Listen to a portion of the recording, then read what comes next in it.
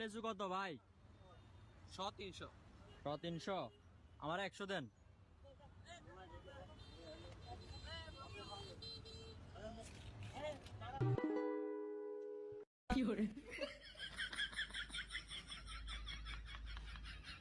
এখানে ছেলেটা ভাবছিল 500 টাকার মধ্যে 300 টাকার লিচু কিনবে আর 200 টাকা বাসায় নিয়ে যাবে, কিন্তু সেটা তো আর হলো না।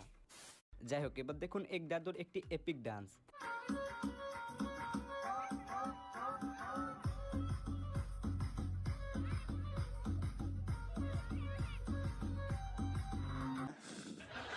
हाय हाय।